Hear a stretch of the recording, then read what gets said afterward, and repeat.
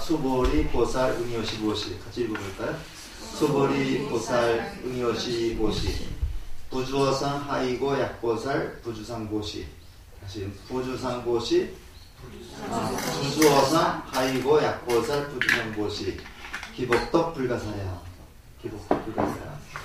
우리가 이제 한문을 좀 들어올 때 직역을 하면서 이제 글자 한자 한자를 끼워가면서 해야지 이제 그 한문을 쉽게 배울 수 있습니다. 근데 이렇게 적당히 해서 그냥 그 직역을 하다가 힘드니까 이제 의역을 해버려요. 그냥. 근데 직역을 한번 해보면요. 수보리는 저 우리 부처님 10대 제자 중에 한 사람이죠. 공을 제일 잘 아는 사람인데 다른 사람을 위해서 대신 부처님에게 질문을 하는 거예요. 그러니까 이 앞에 또 있어요. 앞에도 그 뒤에 연결되는데 부처님 말씀입니다. 수보리야. 보살은 아주 보살이 응당, 마땅히 이와 같이 여심은 이와 같이 보시에 하느니라. 수보리야. 보살은 마땅히 응당 이와 같이 보시에 하느니라. 이 앞에 무슨 얘기가 나오느냐면요. 이제 그 보시를 하되 그 눈에 안이 비서신 거기 집착하지 말아야 된다는 얘기가 나오거든요. 이와 같이 보시라 이제 어떻게 보셔야 하느냐. 부주어상 상에 요건 이제 뭐 자죠. 상에 주하지 말고 이 주라는 말은 여기서 우리가 머물지 말라는 거 우리가 집착으로 봐야 됩니다. 요것도 집착으로 보고 요거는 어떤 대상으로 봐야 됩니다. 집착을 하는 대상으로 봐야 되죠. 내가 이제 어떤 꽃을 보면 꽃이 이쁘다는데 집착을 해서 꽃을 꺾고 가게 되는 거죠. 집착을 하지 않으면 꺾고 가지 않죠. 내가 가다가 길바닥에 떨어진 돈을 봤을 때 돈에 집착을 하기 때문에 집어가는 겁니다. 집착을 하지 않으면 밟고 지나가 버리죠. 그래서 어떤 대상에 마음을 머무른다는 얘기는 집착하지 말라는 얘기예요. 집착하지 말아야 됩니다. 하이고 왜냐하면 만약 보살이 부주상 보시 이거 굉장히 중요한 말입니다. 어떠한 대상에 집착하지 않고 보시하는 것. 그러니까 내가 어떤 그 집착을 해서 또 보시를 했다. 내가 좋은 일을 했다. 남에게 베풀었다. 이러한 마음을 남기지 않는 겁니다. 이렇게 보시하는 것은 그 복덕이 한량이 없기 때문이다. 그래서 우리가 이제 이 금강경에서는 무주상 보시라는 말이 굉장히 많이 나오는데 이거를 우리가 정확히 직역을 하면 이거는 마음을 머무른다, 집착한다. 내가 한 일에 대해서 집착하지 않는 것. 내가 그 보시를 했다. 보시라는 것에 대해서 집착하지 않고 거기다 마음 끄지 않게 되면 내 마음이 편하죠. 내 마음이 굉장히 편합니다. 지나가는 어떤 어린애가 있는데 그 어린애가 하도 불쌍해가지고 돈 10,000원을 줬다. 근데 돈 10,000원을 줬다는 생각이 내가 그를 도와줬다는 생각이 머릿속에 남아있으면 내가 그 마음이 편치가 않습니다. 딱 잊어버려야 되는 거죠. 잊어버려야 되는데 우리는 좋은 일이든 나쁜 일이든 한 번 한 일을 잊지 못하는 경우가 있어요. 새가 공중을 날아가는데 자꾸만 뒤를 돌아보면서 자기가 날아온 길을 갔다고 확인하려고 그러면 새는 멀리 가지 못합니다. 새가 멀리 가는 것은 자기가 지나온 길에 대해서 집착하지 않기 때문에 다 잊어버리고 앞으로 나가기 때문에 새가 멀리 나갈 수 있는 것이다. 우리가 이제 단가대사가 양무제한테 왔을 때 양무제가 이제 그런 얘기를 했어요. 스님, 내가 이렇게 절도 많이 세우고 불교를 위해서 열심히 탑도 세우고 그랬는데 그 복덕이 얼마나 많습니까? 라고 했을 때 이제 잘못해서 뭐라고 그랬어요? 복덕이 하나도 없다 그랬죠. 이런 것을 다르게 교리상으로 해석할 수도 있지만 저는 그렇게 생각을 합니다. 양무제가 절을 세우고 탑을 세우고 불살했다라고 하는 그러한 마음이 남아있기 때문에 그런 마음이 남아있기 때문에 바로 복덕이 없다고 했을 것이다. 그럼 사실 달마대사한테 그런 물음을 묻지 말아야 되는 거죠. 내가 한 일을 다 잊어버려야 되는 겁니다. 그래서 우리가 이제 항상 그 불교에서 공부를 하면서 내가 이제 다 사람과 이렇게 접촉을 하면서 좋은 일을 할 때도 있고 또는 좀 언짢은 일을 할 때도 있고 또는 꼭 그 보시라는 게 돈으로만 하는 건 아니죠. 법시를 베풀 수도 있고 좋은 웃음으로 베풀 때도 있습니다. 그래서 그렇게 했더라도 그런 것에 집착하지 않고 대범하게 앞으로 나갈 수 있는 그런 그 사람이 참된 부자가 아니겠는가. 그래서 우리 그 금강경에 나오는 그러한 그 문구를 통해서 한번 좀 말씀을 드려봤습니다. 항상 우리가 이제 금강경을 독송하고 이렇게 하지만은 그냥 넘겨버릴 수가 있어요. 넘겨버릴 수가 있는데 항상 우리 마음은 내가 한 일을 갖다가 되돌아보지 말고 앞으로만 꿋꿋하게 나가는 것이 바람직한 일이 아닌가 해서 오늘은 저희 무주상보시 요거를 좀 말씀을 드리고요. 연말입니다. 이제 연말이 되는데 우리보다 좀 못한 이웃들이 많이 있어요. 마그리스 쪽에 그 구세군 그 한번 울리면은 단돈 1,000원짜리 하나라도 좀 이렇게 좀 넣고 가는 그런 넉넉한 마음이 필요하지 않을까 생각이 됩니다. 그건 뭐 기독교에 사는 거니까 뭐 우리가 신경 쓸 필요 없다 그렇게 하지 마시고요. 일부러 찾아가서는 안 하더라도 그렇게 한 번씩 좀 살펴보면 좋겠습니다. 지난 시간에 이어서 오늘은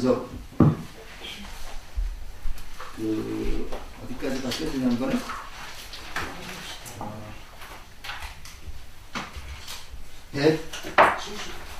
170쪽. 170쪽이요?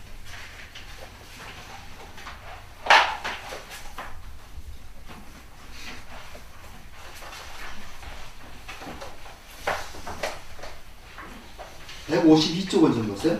152쪽에 보면 대중불교 신앙에 발전해가지고 거기 앞에서 원효대사 얘기를 했었죠. 그래서 그러니까 통일신라 시대 불교 얘기를 하면서 그 뒤로 조금 더 가서 요때 우리가 중요한 그 스님들 몇 분을 살펴보고 넘어가도록 하겠습니다. 그래서 그 165쪽을 좀 보세요. 165쪽에는 교학의 발전이라고 나오죠. 165쪽에. 그래서 원칙과 유식사상이 나오고, 앞에서 우리가 지난 시간에 원광의 그 세소고개를 얘기를 했고요. 이 원칙 스님이 있습니다. 이 원칙 스님이 있는데, 요거는 중국에서도 유식의 대가로도 알려졌던 그런 분입니다. 165쪽이요. 네. 이거 나오죠? 네. 원칙의 유식사상 나오는데, 유식의 대가로 알려진 분인데, 그 유식에 대해서는 우리가 다른 교수님들한테 잘 들었으니까 알고 수 있겠고요. 이분은 우리나라에 오지 못하고, 거기서 그 중국에서 돌아가셨는데, 중국에서도 유식으로는 굉장히 일가견을 이룬 그런 분으로 우리가 볼 수 있고요. 그 다음에,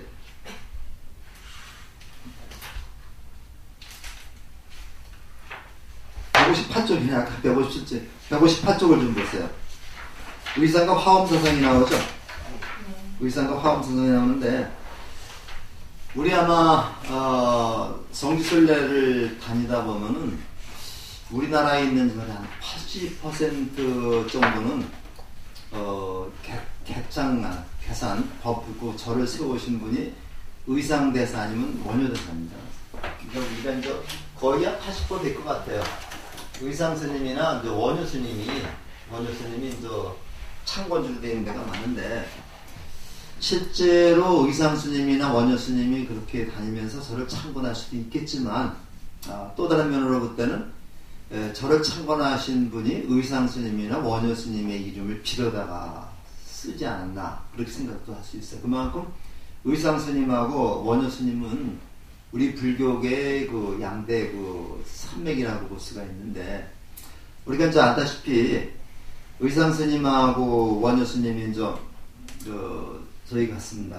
예, 중국에 유학을 가려고 했는데 첫 번째 시도는 실패했고요. 뭐 두 번째인가 해서 이제 했는데 원효 스님이 뭐 하골에 담긴 물을 마시고서 뭐 이제 뭐 화전 배워해가지고 원효 스님은 저 유학을 포기했다. 이제 그런 얘기 많이 알려져 있죠. 근데 이제 의상 스님은 중국에 유학해가지고 지엄이라고 하는 그 스님을 이렇게 공부를 해가지고 완전히 그 화엄경을 아주 통달했습니다. 통달해가지고 화엄경의 그 요지를 이제 270자인가요? 210자인가 되겠습니다. 210자로다가 이렇게 요약해 놓은 게 이제 법성계입니다. 우리가 이제 의상조사 법성계라고 이제 이렇게 읽고 있는데, 대체로 법회 시간에 보면은 이 영단을 향해서 이제 법성계를 많이 읽어요. 그러니까 이제 그 법성계를 어서 한번 읽자고 그랬더니 어떤 분이 이제 그 죽은 사람한테나 이제 읽어주는 게 아니냐 이렇게 이제 묻었던 사람이 있었는데, 그런 건 아닙니다. 우리가 보통 우리 절에서는 그 신중단에는 저 반야심경을 독송하고, 그래서 이제 그 영단은 그게 맞추기 위해서 법성계를 독송하는 것 뿐이지, 법성계가 꼭 죽은 사람을 위해서 독송하는 건 아닙니다. 우리가 이제 평소에도 화엄경의 그 이치를 딱 그렇게 요약해서 엑기스만 뽑아놓은 게 법성계고, 그거를 그림으로 만들어 놓은 게 저기 나오는 우리 그 마당에 있는 법궤도가 되겠죠. 말씀드렸는지 모르겠습니다만은 선제동자가 53번의 선지식을 만나면서 배운 그 입법계품에 나옵니다만은, 그거를 그 상징적으로 해서 꺾여지는 게 53번이 꺾여진다 이렇게 우리 말씀드린 적이 있는지 모르겠는데, 법성계는 의상스님이 아주 그 화엄경 이치를 잘 말씀드린 건데, 저는 그 중에서도 이제 일중일체 다중일 일미진중 암시방 요런 구절을 굉장히 좋아하는데요. 일미진중 암시방이다.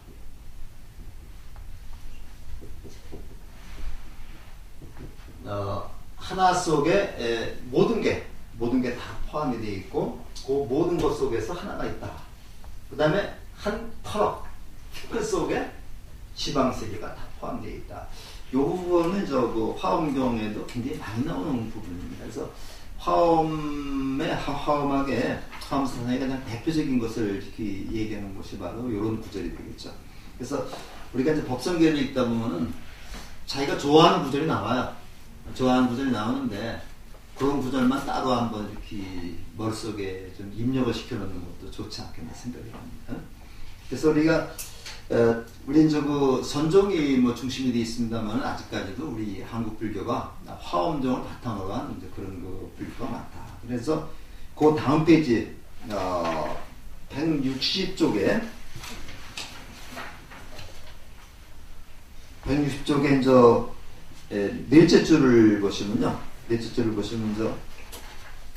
의사는 화엄 사상의 요체를 간명하게 정리하고 이를 실천하는 수행 방법을 체계화하는 데 힘 썼던 반면에, 화엄학을 이론적으로 정리하거나 다른 불교의 이론과 비교하는 데 그다지 관심을 기울이지 않았다.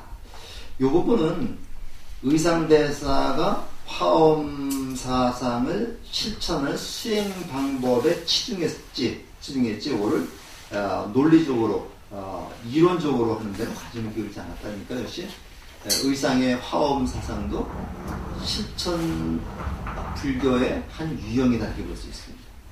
그리고 계속해서 그 화엄경을 보면은 실천 얘기가 굉장히 많이 나옵니다. 그래서 우리가 화엄경이나 법화경을 우리 그 경전의 가장 그 핵심, 가장 중요한 경전으로 보통 꼽고 있는데, 화엄경이나 법화경에서 우리가 주장하는 것은 실천 문제를 강조하는 것이지, 이것이 어떻게 그 이론이라든가 요기에 대해서는 그렇게 별로 관심을 보이지 않습니다.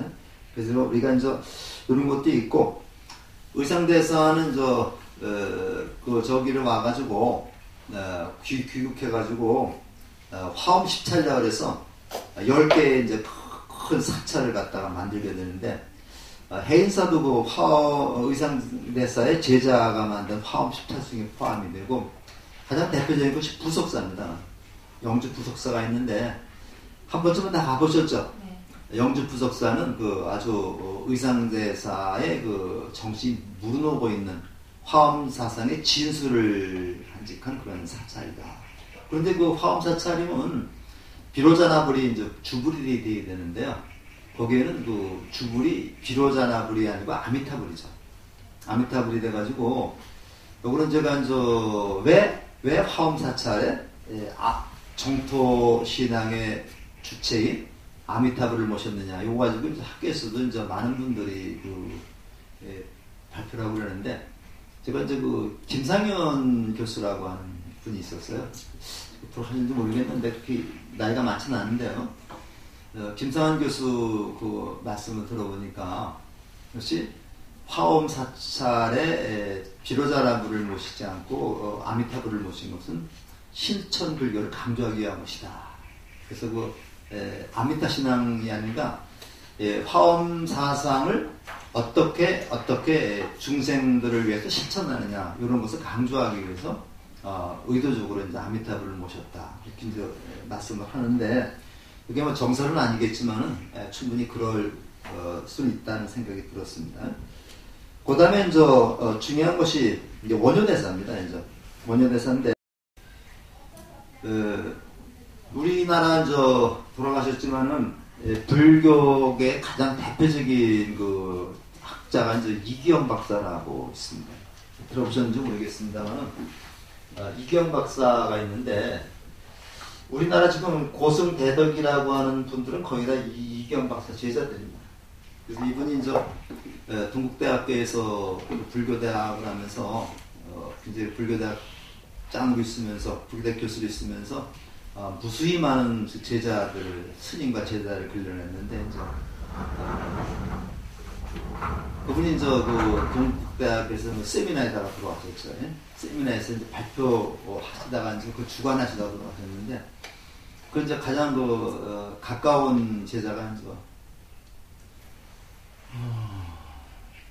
정고부적이 뭐 있는데 정병적 교수가 이제 가장 가까운 제자고 이분이 이제 그 서울의 그 불교연구원이라고 한국불교연구원을 만들어가지고 이제 굉장히 그 아주 많이 그 불교를 전파하기 위해서 노력을 해서 저도 이경 박사 강의를 특강을 몇 번 들어봤습니다. 들어봤는데 그분이 원래 그 카톨릭 신자였었죠. 이분이 카톨릭 신자가 돼가지고 있는데 카톨릭 그 장학금을 받아가지고 벨기에로다가 이제 유학을 갔습니다. 이제 유학을 갔는데 거기 가서 이제 그 서양의 학자들을 만나서 얘기하는 도중에 당신 원효대사 아느냐 질문을 받았다고 그래요.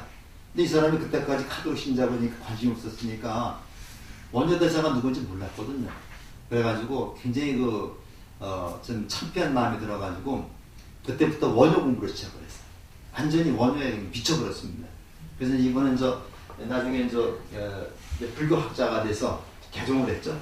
이분만 개종을 하고 나중에는 처음에는 그 부인자 때문에 개종을 안 했는데 나중에 다 개종했다고 그래요. 그래서 이제 원효대사의 이 학술, 원효대사를 연구하면서 한국 불교를 다시 재정립을 했습니다. 그 밑에서 무수한 제자들이 이제 나와서 지금 한국 불교를 이끌어가고 있는 그런 분입니다. 제가 공부를 좀 많이 배웠던 그 무진장 스님도 바로 이경 박사 제자여서 그번 무진장 스님 그 강의 들어보면 이분 얘기를 굉장히 많이 하고 있습니다. 그만큼 한국을 대표하는 분이 원효 대사인데 이분의 사상 중에 가장 대표적인 사상이 화쟁입니다. 화쟁인데 우리가 쟁자를 보면요, 요 말씀원자가 없는 쟁자가 있고 요런 쟁자가 있고요, 요런 쟁자가 있고 이런 쟁자가 있는데 요거는 싸우는 겁니다. 전쟁이라 해가지고 무기나 칼을 들고 막 싸우는 게 요런 쟁이고 요거는 뭐로 싸우는 거예요? 말로 싸우는 거. 논쟁. 말로 싸우는 건데 서로 각기 다른 주장이 있어요. 서로 각기 다른 주장이 있는데 이걸 어떻게 화합을 시키느냐, 이게 화쟁입니다.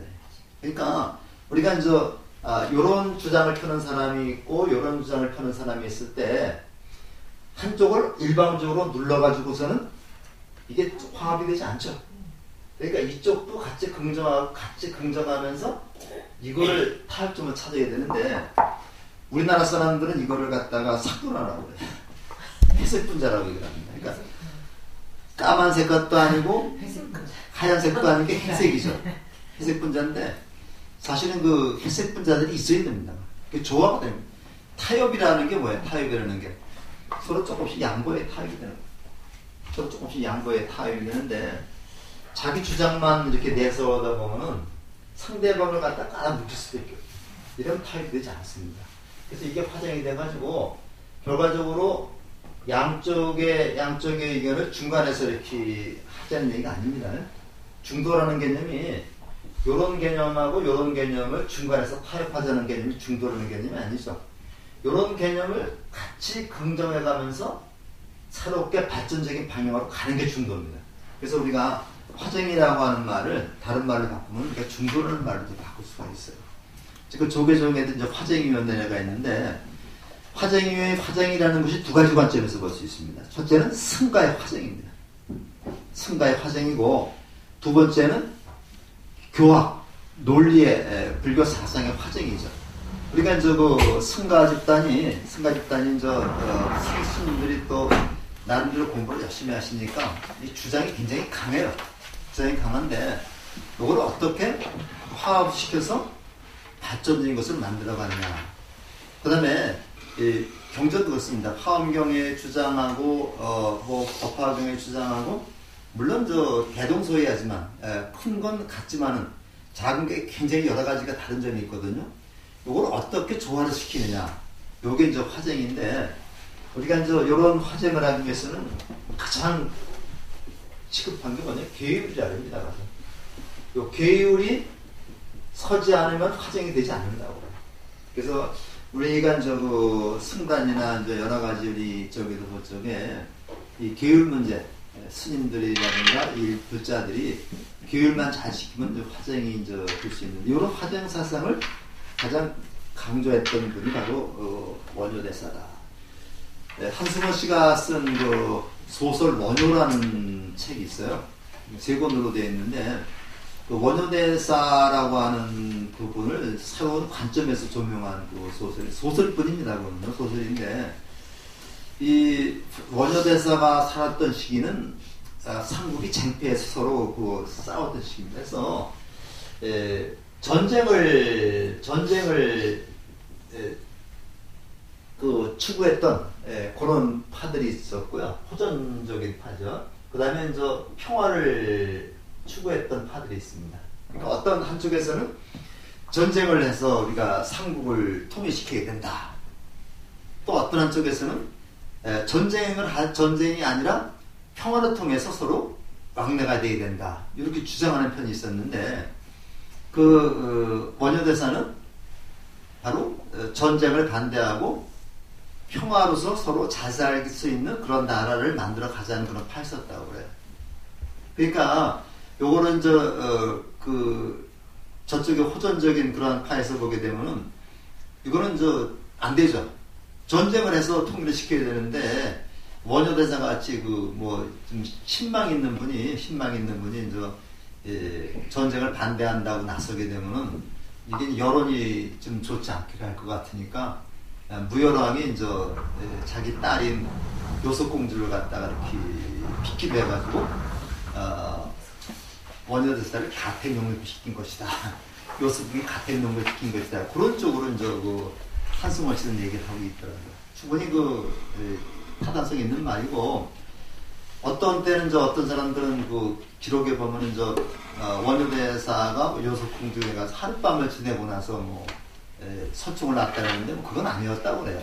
학자들이 인간 보면은 오랜 동안 요속공주하고 함께 생활했을 것이다. 그렇기 때문에 서충 같은 그런 학자를 낳을 수 있을 것이다. 이렇게 이제 주장하는 사람들도 많이 있습니다. 어쨌든 간에 그러한 원효대사의 화쟁상이라고 하는 이런 사상은 지금까지 이제 한국 불교를 이끌어오는 아주 핵심적인 그런 사상으로 우리가 볼 수가 있습니다. 그래서 지금도 이제 우리가 원효대사 그 말씀을 많이 하고 그러는데요. 이분은 바로 민중과 함께 민중 속으로 들어가서 이제 우리 그 불교를 전파했던 그러한 스승이라고 우리가 얘기를 할 수 있습니다.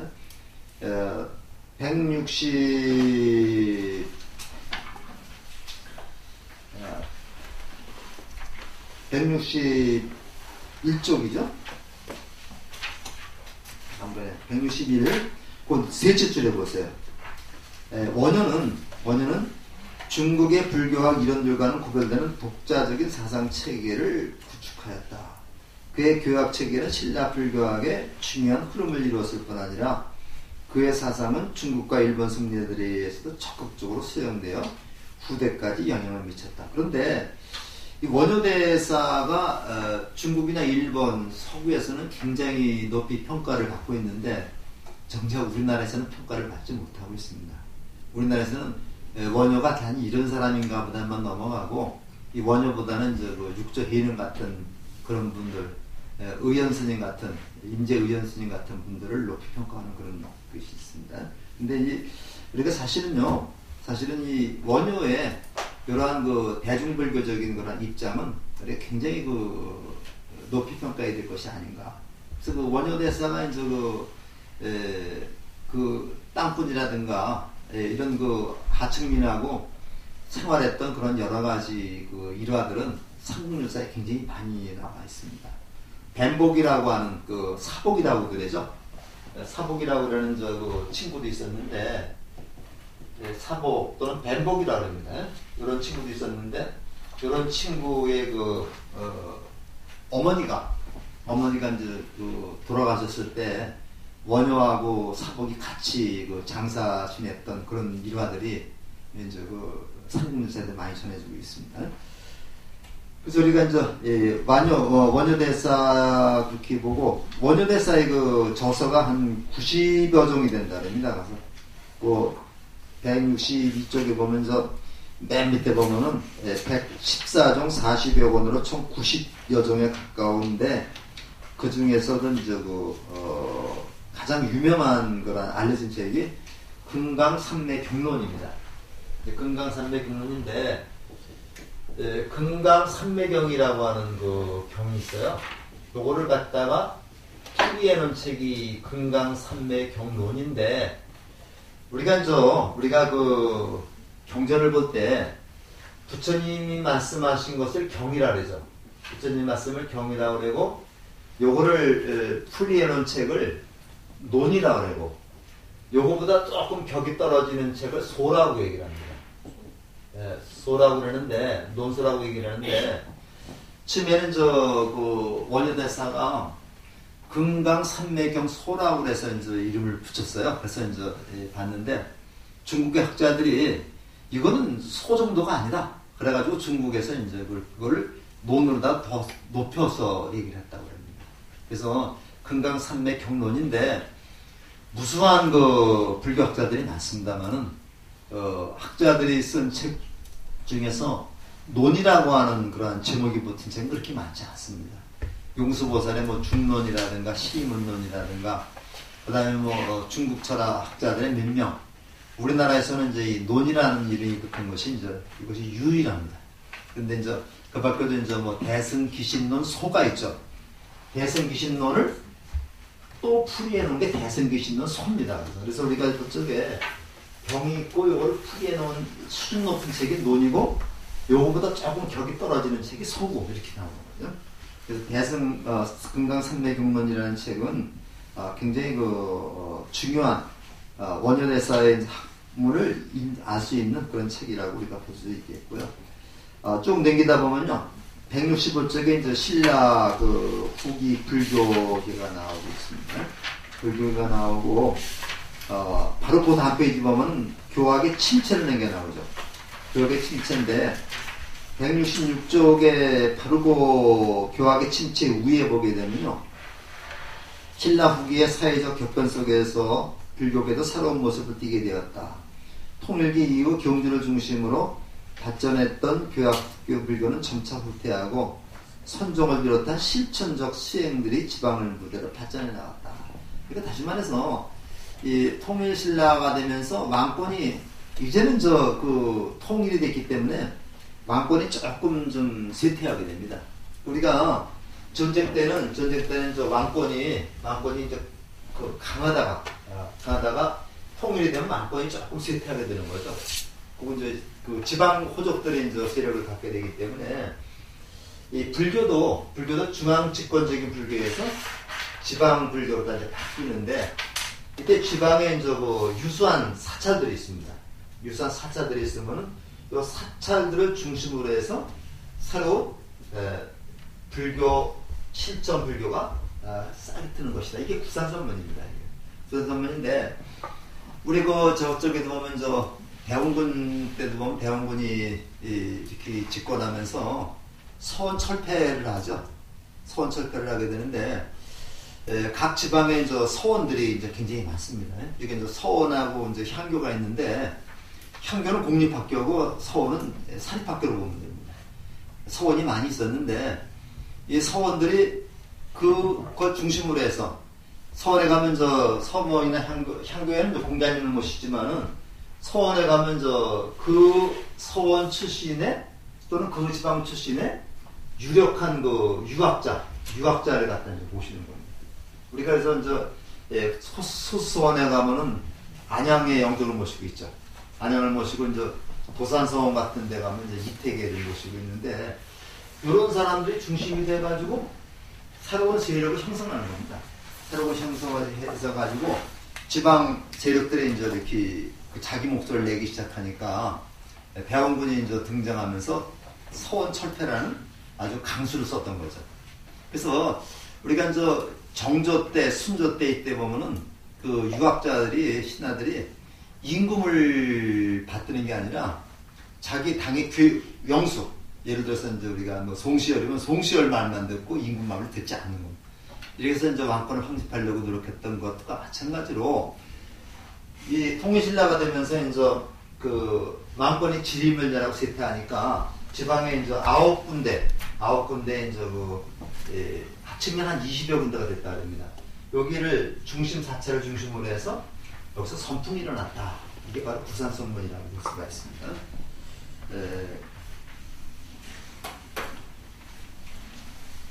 그래서 그런 얘기들이 이제 쭉 나오고 있어요. 나오고 있고,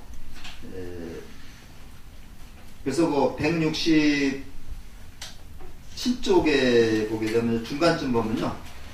이렇게 등장한, 중앙에 등장한 의상계 화면 쭉 나왔고, 그 뒤로 또 넘어가면 169쪽의 중간쯤 보면, 중간쯤은 이런 얘기가 나옵니다. 중간 조금 밑에 보면 신라의 남종선을 처음으로 전한 사람은 40여 년의 중국 유학을 마치고 현덕왕 13년에 귀국한 도의였다. 조금 읽어보겠습니다. 도의는 북한군 출신으로 현재 서울 출신으로 선덕왕 5년에 중국으로 유학해서 여러 지역을 다니다 강서성 홍지에서 마소의 제자인 서당 지장의 문화에서 수학했다. 서당에게 진실로 법을 전할 마다는 이런 사람이 아니고 누구에게 전하라는 말을 들으며 법맥을 전수받았다. 당시 백장성사는 강서의 선맥이 몽땅 동국으로 가는구나 하고 극찬했다고 했다. 그래서 서당 지장이라고 하는 그 사람의 법맥을 이어받아가지고 우리나라에 귀국을 했습니다. 근데 서당 지장이 마조 스님의 제자였다 그랬죠. 그러니까 마조 스님은 또 해능 스님의 손잡고 되는 제자가 됩니다. 그래서 해당 해능 스님의 법이 마조로 이어졌고 마조의 법이 도의 국사로 이어졌다. 그래서 이제 우리나라에 와가지고 이제 양양에 진전사라는 절이 있습니다. 이제 진전사라는 절에서 그 수행을 하면서 일생을 마쳤다. 그래가지고 170쪽에 위에서 5째 줄 보면요. 한국 불교의 대표적인 종단인 조계종이 종조로 추전되었다. 그때부터 바로 우리 조계종의 종조로다가 조계종을 가창한 사람으로 추전되어 있는 분이 도의국사가 되겠습니다. 근데 조계라고 하는 말이 육조 해능대사가 수행했던 산의 이름이 조계산이죠.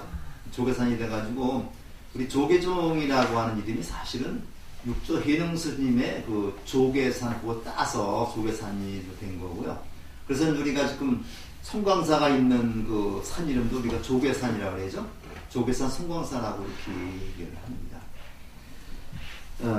그 다음에 그 다음 페이지 171쪽에 보면 그 밑에서 한 10줄 정도를 보시면요. 웅진 출신의 채징이라는 스님입니다. 채징이라는 스님은 설악산에서 도의의 제자의 염거에게 수학한 후 시강왕 2년에 동료들과 함께 중국으로 유학을 떠났다. 하지만 자신이 배웠던 선법이 중국과 다르지 않음을 깨닫고 곧바로 귀국해서 장흥의 가지산 보림사, 이거 이제 한번 제가 말씀드린 것 같은데 전라남도 장흥에 가면요 보림사라고 있습니다. 굉장히 유명한 절이죠. 여기에서 도의 선풍을 선양했는데 이를 가지산문이라고 불렀다. 왕실의 후원을 받았던 그는 그의 문도는 1000여 명이 이뤘다고 한다. 이후 가지산맥의 선맥은 고려말 삼국유사를 저술한 이지런에게도 이어져 가지고 요 가지산문이 전남지방에 장흥지방에서 불교 선맥을 갖다가 대표하는 그러한 그 중심 사찰로 성장하게 되는 거죠. 그래서 이것이 우리 구산 선문의 처음이 되겠습니다. 그래서 우리가 가지산 그 보림사의 가지산문을 우리는 구산 선맥의 최초의 그 절로 우리가 지금 평가를 하고 있습니다. 이후 이제 굉장히 많은 사찰이 고려 때까지 이어지는데 오늘 다음 시간에 하겠습니다. 그 다음에 풍수 지리설의 유입이라고 이제 172쪽에 나와요. 풍수 지리설인데 이 풍수 지리설이라는 게 뭐예요? 풍수 지리가?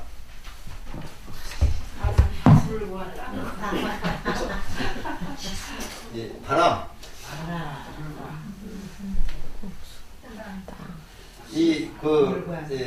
바람이나 이 물이라는 거는요, 우리 그 삶에 꼭 필요한 그런 요소들이죠. 우리가 이제 뭐로 이루어졌다고 그래요? 지수화풍 4들이 이루어졌다 그러죠. 지수화풍인데, 바로 이제 우리가 이제 가장 잘 살려면 어떤 땅에 살아야 되는 게 풍수지리인데, 요건 이제 미신이 아닙니다. 네. 그래서 이제 대학에서는 이제 풍수 지리학과가 이제 있고 그래요. 최창조 교수가 아주 유명한 분이 있죠. 풍수지리 유명한 분이 있는데, 그분의 말씀에 의하면요, 우리 청와대가 자기가 안 좋다고 그래요. 안 좋는데 왜 안 좋냐면요, 우리 경복궁 위에 있죠. 경복궁에 있는데 이제 백악산이라고 우리 북악산 또는 원래 백악산입니다. 이게 백악산이 주산이고, 여기 이제 경복궁 여기서부터 있으면은 여기에 청와대가 있어요. 그래서 그 사람 얘기 들어보면 왜 경복궁을 여기다 졌겠느냐? 요거 풍수지에 있는 여기까지는 사람이 사는 데고요. 여기까지는 신이 사는 데래요. 신이 사는 데인데, 우리 청와대가 요 위에 있으니까 요건 사람이 사는 데가 아니죠. 기가 너무 센 거. 그러니까 사람이 못 누른다 그래가지고 우리 역대 대통령들이 이렇게 불행하다 이러면서 했는데, 뭐 들어보니까 또 그럴 것도 같고 또 안 그럴 것도 같고 그래. 근데 이제 이게 그래서 우리 이제 풍수지리 명당이라는 데가 이제 보면 여기 주산이죠. 주산이 있고 멀리 또 산이 보여야 되죠. 여기 안산입니다. 이제 안산이 있고, 그 다음에 여기 주산이 있고, 여기 이제 좌총령이 있고, 여기 우백호가 있고, 여기 명당이라 그러죠. 앞에 이제 건너 강이 있고, 그래가지고 이 좌총령에 해당되는 산이 낙산이에요. 낙산. 타락산이라고. 원래 타락산이 낙산이라고 그러고, 여기 있는 산이 이제 북악산이죠. 북악산인가? 네. 북악산이죠. 아니 이게 북악산이고. 북한산. 이거 오른쪽에 왜 치마바 있고 뭐 그런 데 있잖아요. 이거 북한산 아닌가? 응? 북한산 전체고. 전체. 네. 인왕산. 인왕산인데 원래 인왕산이 이렇게 되거든요. 인왕산인데 일본인들이 여기다 요걸 붙였어요. 근데 요거 띄워버려야 됩니다. 인왕산이고 이게 이게 그 명당짜리인데 이랑산은 굉장히 높아요. 근데 타락산은 이게 낙산은 가보면 낙산은 나지막한 거예요. 요거를 보완하기 위해서 그 밑에 가면 동대문이 있죠. 네. 동대문이 무슨 문이에요? 흥인지문. 흥인지문. 흥인지문. 흥인지문인데 원래 사실은 흥인문이 돼야 되는 건데 요거 타락산의 높이를 좀 보완하기 위해서 이거 산같이 생겼죠. 그래서 지자를 붙여가지고 흥인지문이라고 해요. 원래 흥인문이죠. 남쪽은 숭례문이고 그래서 이제 남쪽에 동쪽에 흥인문 인, 서쪽에 돈에 있는 의, 남쪽에는 숭례문이니까 예, 북쪽에는 북쪽문인데 북쪽문 지자 같은 거거든요. 지, 가운데는 보신각에서 신, 그 인의 예지신에서 오상을 갖다 이렇게 딱 배치한 겁니다. 그러니까 철저히 그 한양성이라는 거는 유교적인 이념 아래서 건축한 그런 도시다 이렇게 볼 수 있어요. 그래서 우리가 그 중국 여행이나 그런 데 가 보면은 예자가 들어가는 문은 남쪽 문이고 인자가 들어가는 문은 동쪽 문이고 이렇게 보면은 거의 틀림이 없습니다. 그래서 우리 절에서도 그런 것을 보완하는 게 있어가지고 173쪽의 밑에서 셋째 줄 보면 비보사탑이라는 게 있죠. 비보사탑은 절을 풍수지리에 맞춰서 보완하기 위해서 지은 데를 비보사탑이라고 해요. 그래서 어떤 때는 탑을 세운 데도 있고 안 세운 데도 있습니다. 우리가 그거 보면요, 송광사를 가게 되면요, 송광사에 가면 대웅보전 앞에 거기 탑이 없습니다. 근데 거기가 왜 그러냐면 제가 듣기로는 연꽃 꽃심에 해당되는 부분인데 거기다가 탑을 세우면 무겁죠. 연꽃이 가라앉는다 그래서 탑을 안 세웠다 뭐 그런 얘기도 있고, 그 다음에 저기 가보는 서남사 가면 천왕문이 없어요. 천왕문이 없는데 거기 가면 서남사에 그 봉우리가 장군봉이 있기 때문에 거기는 천왕문을 세우지 않았다. 그런 것들이 이제 비보사탑 속에 속하는 거라고 볼 수가 있겠습니다. 그런 것들이 많아가지고 우리가 도의선사로 오면서 이 풍수지리 이런 것들이 되게 활기를 치기 시작하는데 그 가장 대표적인 데가 토종비결을 쓴 이지함의 풍수지리라든가 이중환의 평리지 같은 그런 책들이 있죠.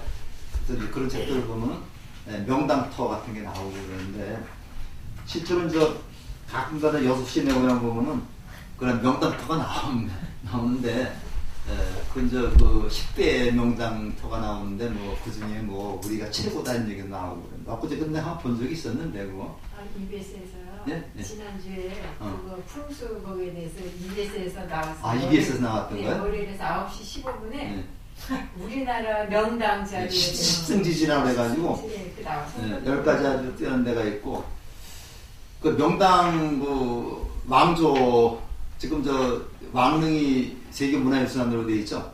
근데 왕릉이 보니까 다 명당 자리가 있는 건 아니에요. 이래 나쁜 흉당터에다가 일부러 왕의 능을 쓴 경우도 있다고 그래요. 그러니까 먼저 왕이 이렇게 포악했고 새로 된 왕이 있으면은 그 왕이 일부러 좀 나쁜 데 썼고 그러더라고요. 근데 왕릉 중에서도 가장 명당터로 꼽히는 데가 영릉이라고 그러죠. 세종대왕 영릉인데 영릉하면 세종대왕릉이 여주에 있죠. 지금 전천도 있더라고 거기까지 가더라고요. 근데 영릉이 굉장히 명당터인데 영릉에다가 세종대왕을 모셔가지고 조선의 나라가 한 100년 정도는 연장됐을 거라는 얘기를 합니다. 근데 우리가 봐서 모르는데 그 위에 올라가서 딱 보면은 그래도 뭔가 좀 감이 오는 것 같더라고요. 그래서 우리 10월 9일 날이 아니더라도 한번 영릉 가서 거기는 세종대왕 능까지 올라갈 수가 있습니다. 올라가서 한번 보시면은 여러 가지 좀 공부할 게 많고 그래요. 그래서 우리가 능을 한번 좀 가서 능에 얽힌 그러한 여러 가지 같은 것도 알아보면은 이 풍수지리 연결되는 게 굉장히 많습니다. 그 다음에 이제 고려시대의 불교인데 조금만 쉬었다가 5분 내야겠습니다. 그러면서 능에 모신 그 왕들을 갖다 이렇게 명복을 빌어주는 절을 원찰이라고 합니다. 이거 원찰이 그것뿐만 아니라 요즘에는 우리 일반 신도들도 자기가 주로 다니는 절을 원찰이라고 그러죠. 그러니까 이제 여기는 이제 우리 수미정사가 원찰인 분도 있고 뭐 아닌 분도 있고 뭐 그런데 그래서 우리 원찰이라고 그러는데 조금만 더 내려가 보면 그 중간쯤 보면요. 고려 그리고 고려에는 역대 국왕들의 영정을 모시고 제사를 지내는 진전사원이 있었다. 국왕들의 영정을 모시고 제사 지내는 사원이 있고 영정이 아니라도 위패를 모셔놓고 지내는 데가 있죠. 그래서 이런 것도 우리가 원찰 또는 진전사원이라고 볼 수 있는데 우리 용주사 우리 절의 본사가 용주사입니다. 용주사 옆에 그 육릉과 건능이라고 있어요. 윤건능이라 해가지고 사도세자의 능하고 그다음에 정조대왕의 능이 이제 거기 있습니다. 거기 있었는데 바로 그 사도세자가 정조의 능을 관리하면서 그분들의 그 복을 빌어주는 그 원찰이 바로 그 용주사가 되겠습니다. 거기 가면 사도세자하고 정조대왕의 그 위패를 그렇게 모신 전각이 또 따로 있습니다. 그런 것들이 이제 필요해 있었다. 이것은 바로 뭐냐? 그만큼 절이 사찰이 왕실의 후원을 많이 받고 있었다는 얘기죠. 그 다음에 이제 연등이 쭉 나오다가 뭐 이제 중요한 것만 좀 보도록 하겠습니다. 178쪽을 좀 보세요. 승정제도라는 게 나오는데, 자, 그리고 고려정부는 불교를 숭상하고 승려들을 무대하는 정책을 추진했지만 불교교단의 자유방임을 허락한 것은 아니었다. 오히려 국가가 불교교단과 승려들을 통제하고 관리할 수 있는 새로운 제도를 만들어서 국가의 운영체제 안으로 포함시켰다. 요컨대 보호와 통제라는 두 가지 원리가 고려 불교의 핵심이었다.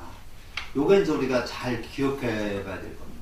무조건 이제 우리 고려가 불교를 국교로 삼아서 지원한 것만이 아니라 통제를 함으로써 여론을 통제할 수 있다는 얘기죠.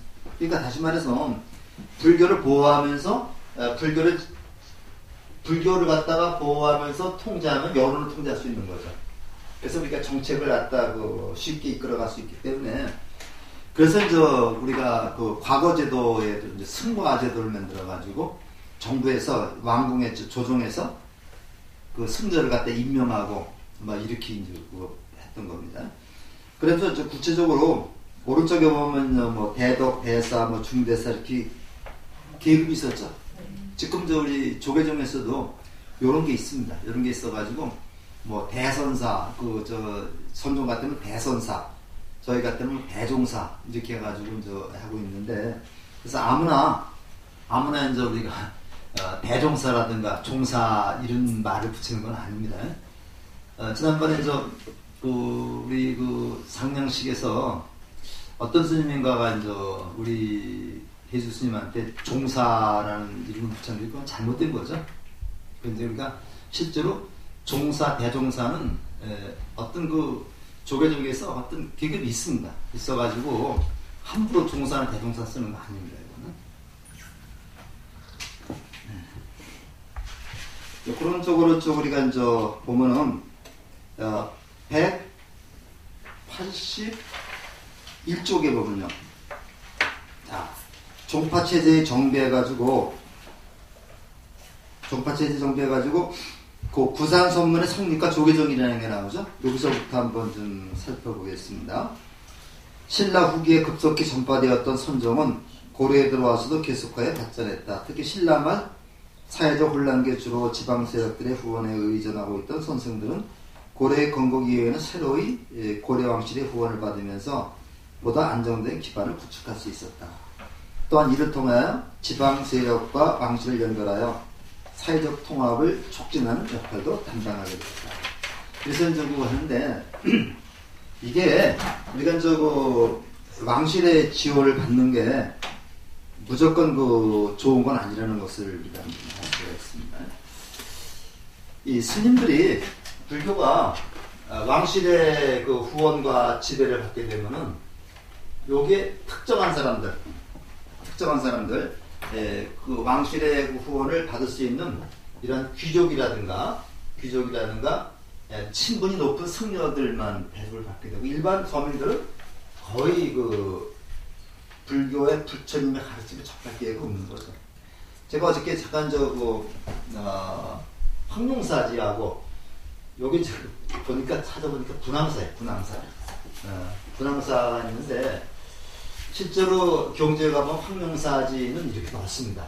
넓은데 이제 한쪽 기퉁에 이제 분황사가 있어요.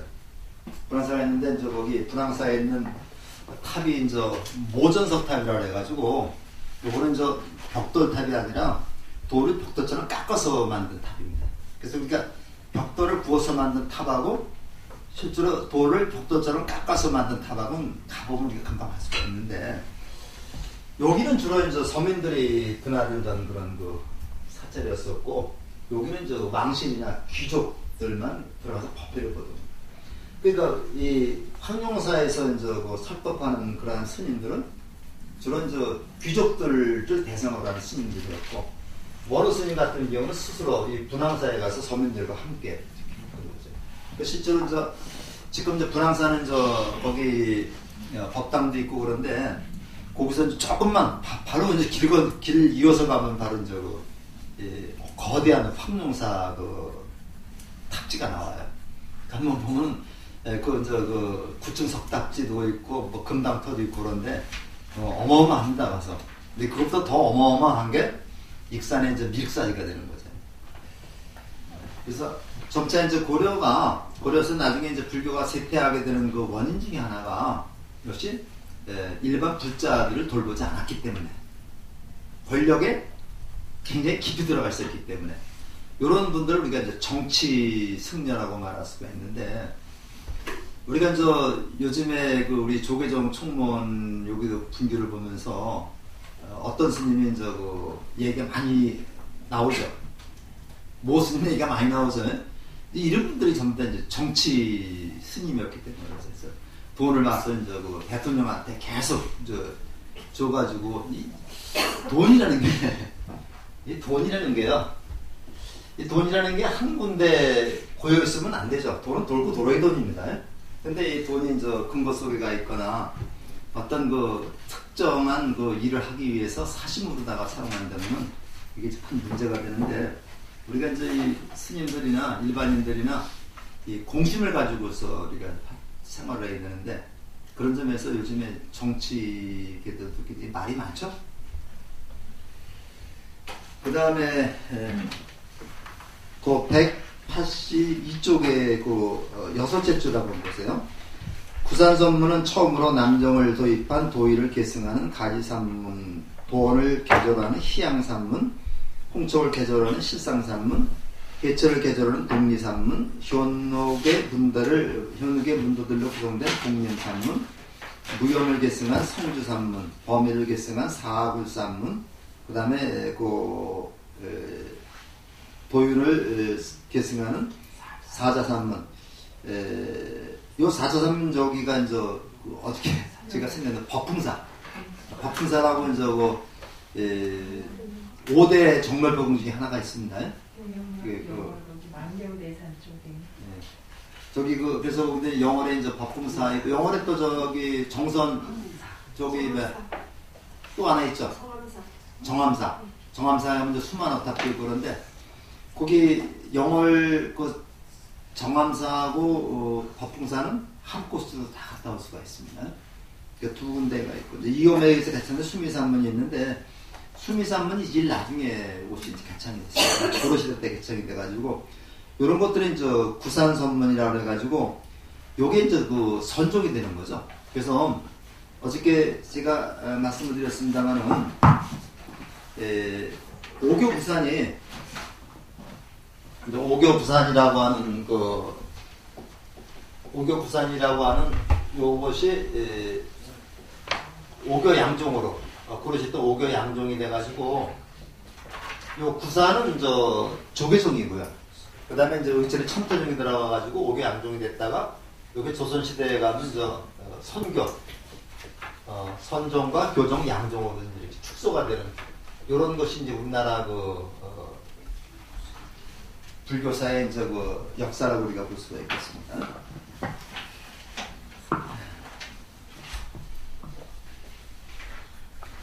그 다음에 183쪽에 좀 한 10째 줄 정도부터 좀 제가 한번 읽어보겠습니다. 이와 같이 신라 후기에서 고려 초기에 정립된 부산을 중심으로 하는 문파는 선사상을 공통분모로 하고 있었기에 사실상 한종파였다. 부산선은 한종파였다. 그러므로 고려에 와서 부산선문은 조계종이라는 선종으로 자연스럽게 결정되어 갔다.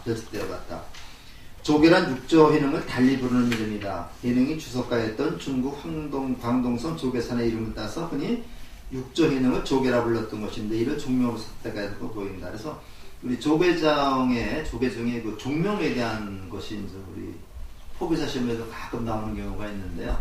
이거는 이제 육조 해능의 그러한 그 조계산을 따서 우리가 조계종이라는 이름을 붙인 것이다. 조금 기분이 좋지는 않죠? 그러다 보니까 이제 어떤 자리에서는 조계 그 육조 해능의 머리를 갖다가 훔쳐다 썼다고 얘기했었죠. 그런 얘기가 있습니다. 이후 부산선문은 조계종으로 결정되었으며 크게 보 한국선종을 말하는 것이다. 조계종은 고려 후기의 보조 진율이 정예결사운동과 태고보우, 나홍해건 등의 고승들의 간화선을 제창하면서 더욱 인정받잖아요. 명실상부한 그 한국불교의 중심 종파가 되었다. 숭유 억불정책의 조선왕조의 조계종은 선종이라 불리기도 하다가 억불정책으로 선교 양종으로 통폐합된 이후 연산군 때 강제 폐지되었다. 연산군은 참 희대의 망난이죠. 희대의 망난이가 돼가지고 원각사라고 하는 그 할아버지 세조가 할아버지인가요? 할아버지죠. 증조 할아버지죠. 원각사를 갖다 술판으로 만들어 놓고 그랬던 망나니 하여튼 그런 왕인데 그때 거의 그 불교나 우리 문화가 다 피폐됩니다. 근데 그나마 우리가 이제 조선조가 유지될 수 있었던 것은요. 세종 때부터 그 성종 때까지 굉장히 유능한 임금들이 있었죠. 이런 임금들이 만들어 놨기 때문에 연산군이 개판을 쳐도 이게 나라가 유지될 수 있었는데 그 위에 왕들이 다 그렇게 엉망되다 보니까 선조 때 임진왜란을 맞이하게 된 거죠. 그때 아마 연산군 이후에 좀 걸출한 임금이 정조 같은 임금이 그때 하나만 있었더라도 아마 우리 역사는 좀 바뀌었지 않았을까 생각이 듭니다. 이후 300년 그 지난 일제 강점기인 1941년 조선 불교 총분산 건설운동 당시 불교대 임원으로 조계종이 재건됐다. 이때 재건된 조계종이 지금의 대한불교 조계종으로 이어진다. 이렇게 얘기가 나오는데 거기 그 앞페이지에서 저희가 나오죠. 그 밑에서 183쪽 밑에서 5째 줄에 진일의 정예결사운동이 나오죠. 요거 우리가 정예결사라고 해서 이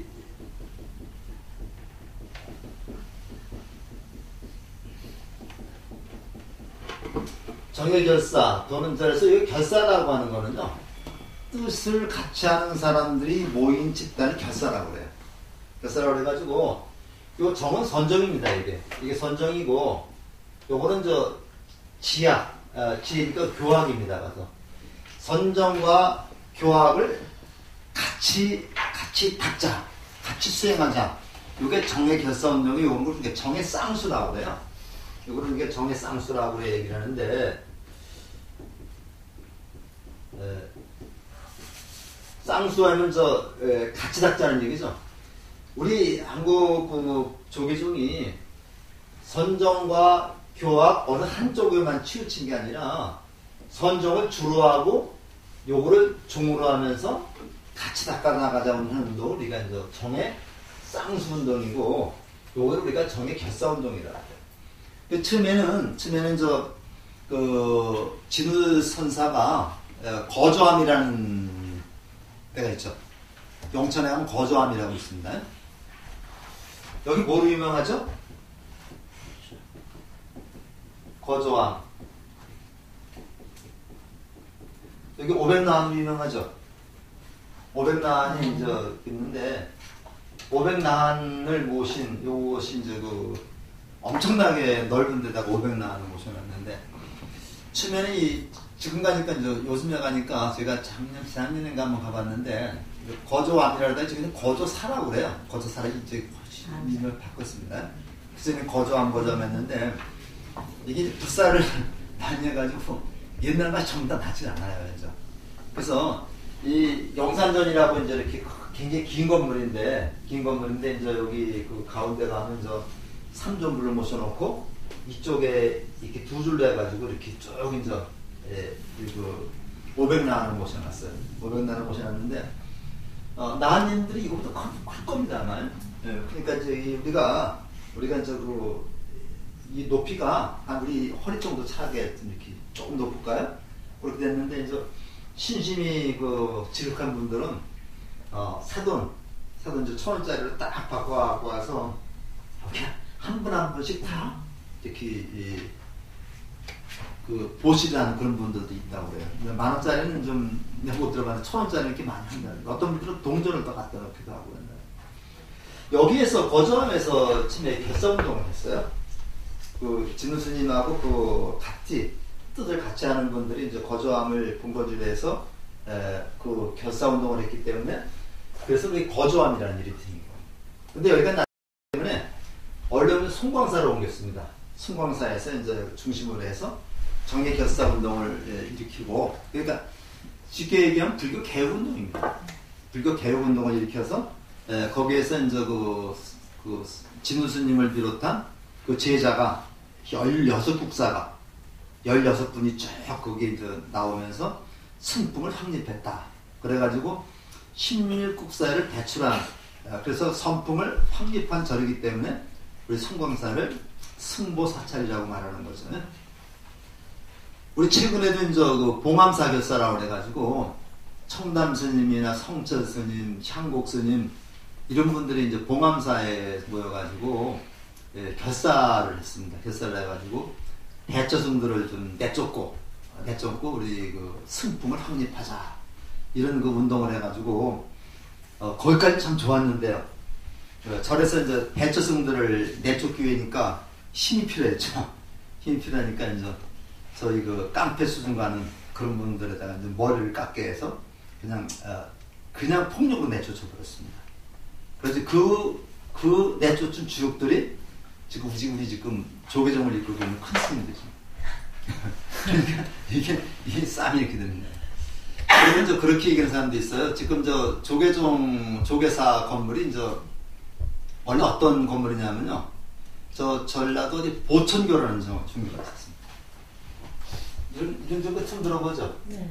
보천교라는 전라도 지금 어딘지 이 보천교라는 종교가 있었는데 이 보천교의 법당을 저 뜯어다가 서울에다가 만든 게 조계사 대웅전입니다.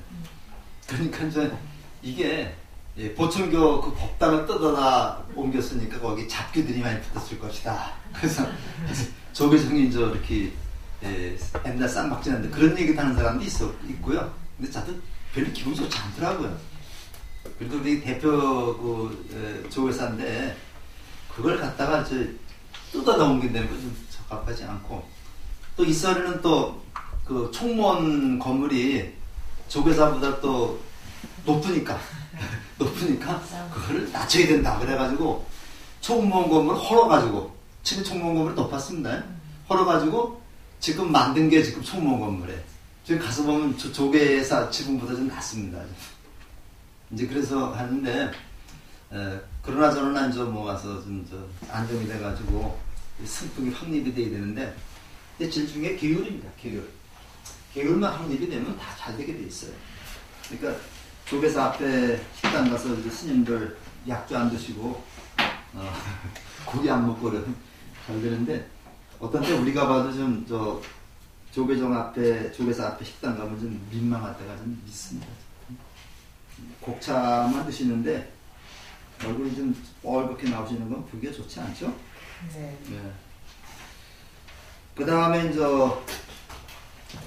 천태종 뭐 개창은 어저께 말씀드렸지만 이제 천태종이라고 하는 곳은 의천 스님이 이제 창종이라는 게 아니라 이제 중국에서 그 계승한 거죠.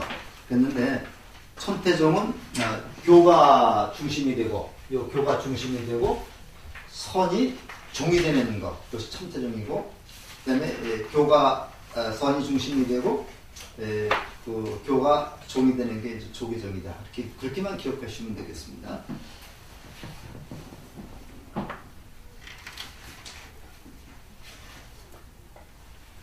자, 그 다음에서 이제 188쪽을 잠깐 보세요. 188쪽을 좀 보시면 거기 한 10줄 정도에 의천이 천태종을 개창한 가장 큰 이유는 교학과 관행을 아울러 닦도록 한 천태종의 가르침에 공감했기 때문이다.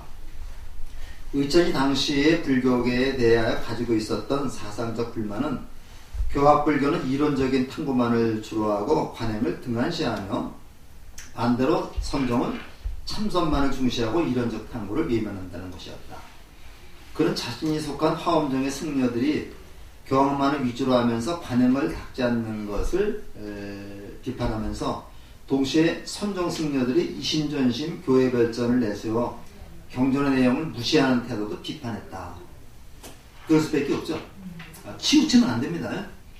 이런 점에서 그가 진관의 사상을 받아들여 교관 겸수나 여기 나오는 그 정의 쌍수는 마찬가지 말, 같은 말입니다. 같은 말인데 다만 앞에 정이 오고 뒤에 해가 오는 거하고 요 저 의천은 앞에 교가 오고 그 뒤에 요 관이 있죠. 선정입니다. 요것만 다를 뿐이죠. 그러니까 그런 말을 통해서도 그 성격을 좀 알 수가 있습니다. 또 천태종을 비판하고자 한다는 것은 산적 통일하는 것을 공한 것이었다. 하지만 교관 검수의 주장은 교학만을 위주로 하는 화엄경 내부의 개혁을 위한 것이었고 천태종의 가르침은 교학을 동시하는 선종의 개혁을 위한 것에서 차이가 있다. 이 점은 의천이 개창한 천태종에 소속된 승려들이 모두 선종 출신이었다는 점에서도 쉽게 우리가 이해할 수 있다. 그래서 우리가 이제 요런 점 을 우리가 좀 천태종이나 이제 우리 그 조계종이 다 같이 선종과 교종을 잘 포섭하는 그러한 종단의 것을 알으시고요. 그 다음에 이제 오늘 가장 중요한 게 이제 고려 대장경에 대한 얘기입니다.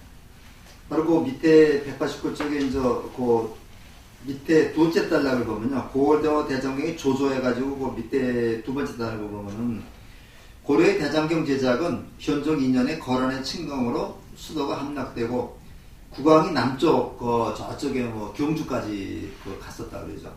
피난의 상황에서 거란의 침공을 물리치기 위한 발언을 시작되었다. 이때 대장경은 송나라 초기에 만들어진 개보장을 모범으로 삼았다 해서 지금 이제 요거 얘기를 하겠는데요. 현종 때, 고려 현종 때, 거란족이 침입을 합니다. 근데 이제, 이 거란족이나, 몽고족이나, 만주족이나, 거의 비슷한 것 같아요. 그래서 우리가 이제, 그냥 같이 우리가 오랑캐라고 사실은 얘기를 하는데, 사실 역사적으로 보면요. 이 만주지방에 있었던 그 몽고족이나 거란족이나 만주족은 우리와 같은 종족입니다. 같은 종족이 돼가지고 언어학적으로 이제 우리 민족을 알타이어족이라고 말하거든요. 알타이어족이라고 말해가지고 이 알타이 산맥에서 이제 우리 민족이 이렇게 몽골 지방을 통해 가지고 우리나라로 와서 일본으로 이렇게 전달해 간 거로 볼 수 있습니다. 이 알타이어족의 특징은 어순이 이제 주어 목적어 서술어 이렇게 되죠. 나는 밥을 먹는다. 나는 밥을 먹는다 해서 우리가 이제 우리가 이제 우리 언어로 또 교착어라고도 얘기를 하는데 우리 그 명사 채워내는 조사가 붙고 그다음에 이제 그 용언하면 이제 우리 영어는 동사인데 누군 동사하고 형용사입니다. 여기에 이제 어미가 붙어가지고 활용을 하죠. 그래서 요것만 붙으면은 그것만 붙으면 어순이 바뀌어도 아무 상관이 없습니다. 나는 밥을 먹는다 했을 적에 나라고 하는 말하고 조사 는이 붙으면 이건 그 다음에 밥 을이 붙고 그 다음에 먹는다가 붙죠. 요게 이제 우리가 이제 그 허사라고 얘기를 하고 실사라고 말하거든요. 요거만 붙으면 아마 순서를 바꿔도 괜찮습니다. 나는 밥을 먹는다. 밥을 나는 먹는다. 먹는다 나는 밥을 괜찮죠? 네. 이런 것도 교처가라고 그러는데요. 우리 몽골어나 만주어나 우리말이나 일본어의 특징이 바로 교차입니다. 근데 그 중국에서는 요거는 한번 보면은 주어, 서술어, 목적으로 돼 있어요. 그렇게 돼 있죠. 그래서 우리가 인식반해야 됩니다. 인식반하면 사람이 밥을 먹는다. 사람이 밥을 먹는다. 순서를 바꿔놓으면 어떻게 됩니까? 여기서부터 반식인이라고 쓰면 밥이 사람을 먹는다가 되죠. 그렇죠? 그래서 이런 말들은 고리보라고 그래요. 고리보라고 그래가지고 그 단어 하나하나에 다 뜻이 있기 때문에 어순이 바뀌면 전혀 다른 뜻이 되고 그렇기 때문에 한문에서 한문에 해석할 때 요 글자를 앞에 붙이느냐 뒤에 붙이느냐 전혀 다른 뜻이 되거든요. 그래서 우리가 그 중국에서는 바로 요런 언어가 돼가지고 요것이 고리보고 요거는 교차국으로 돼가지고 몽골 지방이나 이런 민족은 우리하고 같은 어순, 같은 언어 사용하기 때문에 사실 우리 같은 민족입니다. 우리나라에서는 중국을 상국으로 다 받들고 이거를 갖다가 아주 개만도 못한 오랑캐로 취급을 했다. 청나라가 명나라가 망하고 청나라가 등장했는데 청나라가 바로 이 만주족 출신이죠. 만주족 출신인데 우리하고 더 가까운 그 족속인데 여기는 하늘같이 떠받들면서 이거는 아주 그냥 오랑캐로 취급을 해가지고 우리 비석들을 보면요. 옛날 그 비석들을 보면은 처음부터 시작이 대명 몇 년씩 나오는데 대청이라는 말은 안 나와요. 그것은 청나라하고는 외교관계도 끊어버리고 그러다 보니까 개망신당한 거잖아요. 여기 청태정 앞에서 인조가 무릎을 꿇고 3대 부고두배라 그래서 3번 절하고 9번 머리를 두드려서 여기 피가 맺혔다는 얘기 나오잖아요. 근데 답답해요.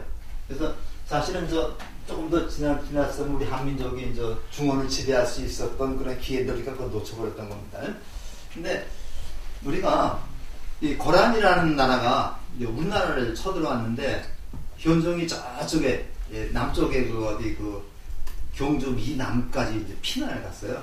그러니까 몽고군이 거의 다 점령해 버렸습니다. 그래서 뭐 태웠냐면요. 황룡사 부충탑을 태워버렸어요. 태워버리고 황룡사 안에 지금의 그 에밀레 종보다 3배 정도 큰 종이 있었다고 그래요. 그 큰 종이 있는데 이걸 설합니다. 이걸 자기 나라로 가려고 끌고 가다가 배에다 실어서 그 동해바다로 가는데 너무 무거워가지고 그게 가라앉았다고 그래요. 그게 어디냐면 대종천이라는 말. 실제 경제에 가면 나와요. 대종천이라는 대종천이라고 해서 가문사지 앞에 가면 바닷물이 옛날 거기까지 들어왔었거든요. 들어왔는데 가문사지 지금은 거기에 농사를 짓고 다 그럽니다. 근데 거기가 이름이 대종천이에요. 그 거란이 그 황룡사 그 탑을 종을 실어가려다가 거기 가라앉았다고 그래서 그걸 대종천이라 그러는데 설하겠죠. 그리고 실제로 일본 사람들이 우리 석굴암도 자기 나라로 옮겨가려고 시도를 했었다고 그러죠. 그러니까 우리 문화재가 참 좋긴 한데 약소국이다 보니까 참 이런 저기 많이 당하고 있습니다. 저기 고창 선운사에 가면 거기 본사의 본절에 지장보살님이 한 분 계신데 아주 굉장히 이쁩니다. 이쁜데 그 지장보살이 일본에 갔다 온 지장보살이죠.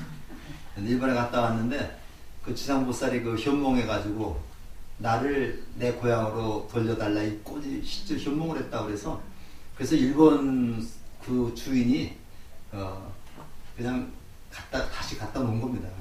그래서 거기 선운사 가면은 대웅 버전도 좀 보지만 그 옆에 아주 지장전을 아주 잘 꾸며놨어요. 그 지장전에 가서 이렇게 한번 좀 해보시면 일본에 갔다 오신 지장을 생각하면 좀 감회가 좀 새롭습니다. 그래서 거기 얽힌 얘기들도 많이 있는데 그렇게 하고요. 자, 그래서 이제 이 현종이 이제 그걸 하고 나서 안 되겠다. 우리 부처님의 힘으로다가 그 외적을 물리쳐야 되겠다. 그래서 대장경 조판을 시작을 했습니다. 이게 이제 초조 대장경입니다. 초조 대장경이라고 그래요. 그래서 이제 첫 번째 초조 대장경이 나옵니다. 초조라는 말은 처음으로 했다는 얘기죠. 이거는 현종 2년부터 선종 4년까지 1011년부터 1087년까지 이제 77년 동안 이거를 갖다 조성을 했어요. 조성을 해가지고 이건 그 배구의 부인사라는 절이 있습니다. 지금은 조그만데 이 부인사라는 절에 이제 보셔놨는데 이게 이제 전쟁에 타버렸습니다. 타버렸고 그 다음에 이제 속장경을 또 만들어요. 속장경을 만드는데 또 속장경을 만드는데 주체로다가 활동한 사람이 의천 대각법사입니다. 의천 스님이 이제 중심에서 만드는데 요건 1073년부터 1090년까지 1073년부터 1090년까지 해서 이제 속장경을 만드는데 이것도 이제 많이 이제 없어져 버렸습니다. 의천이 송나라에 가서 이제 그 대장경판을 그 원본을 갖다가 이제 만든 그 대장경입니다. 그래가지고 다시 세 번째로 다시 또 만듭니다. 두 번째로 다시 만들어요. 또 제조 대장경이라고 그래요. 제조 대장경이라고 하는데 이것이 이제 1236년부터 이것이 1251년까지 고종 24년부터 38년까지 그 거쳐서 만드는데 이거는 세계적으로 아주 유명한 대장경입니다. 그래서 요거는 그 판수가 그 경판수가 81,258판이라고 그래요. 그래서 앞뒤에만 16만 페이지가 되는데 요거를 8만여 장이 되기 때문에 요걸 우리가 일반적으로 8만 대장경, 8만 대장경, 공식 명칭은 고려대장경, 고려대장경이죠. 고려대장경 또는 8만 대장경이라고 하는데 요게 지금 해인사에 모셔져 있는 그러한 그 우리 문화재가 되는 거죠.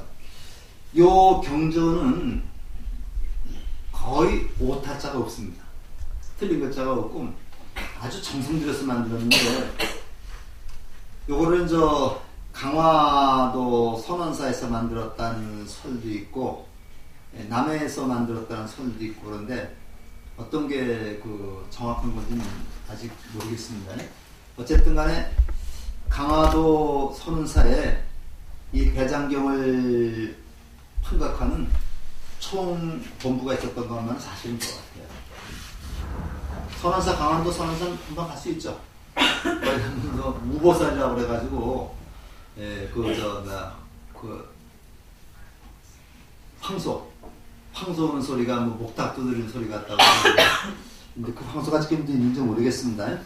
근데 이제 그 선원사터는 지금 그대로 있고 유적지로 그런 데 있고 거기에 또 조그만 법당이 또 마련 데 있습니다. 그래서 한번 강화도 가시면은 선원사 치면 아마 금방 나올 거예요.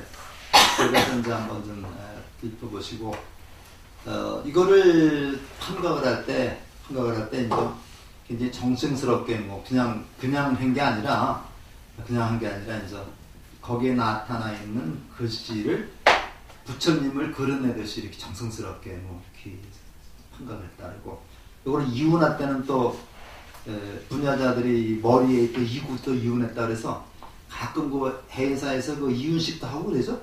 그 방송에도 나오고 있는데 우리가 세계에 가장 자랑할 만한 그런 엄청난 그 문화재이자 성부라고 볼 수가 있겠습니다.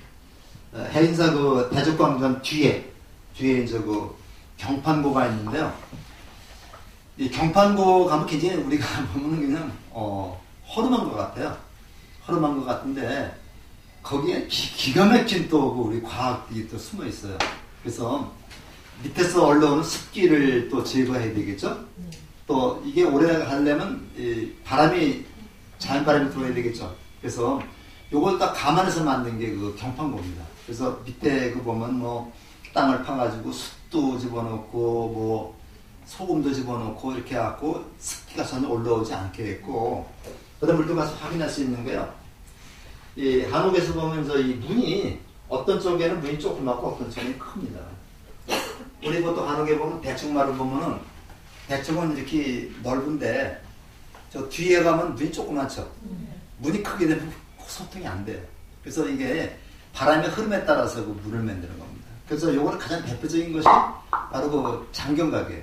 그 대행사. 그래서 대장경 보면은 요쪽 문은 뭐 조그맣다면은 저쪽 문은 크고 이렇게 해가지고 바람이 자연스럽게 흘러서 나가도록 그렇게 설계가 되어 있습니다.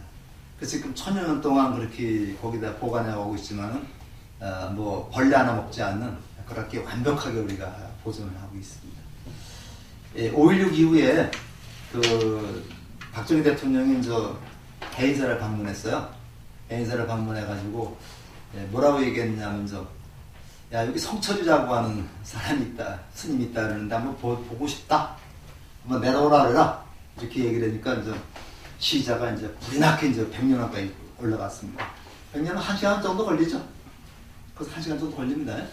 그때 성철 스님한테 가깝게서 오셔서 빨리 나오시랍니다 하니까 성철 스님이 그럼 나 보고 싶으면 오라 그래라.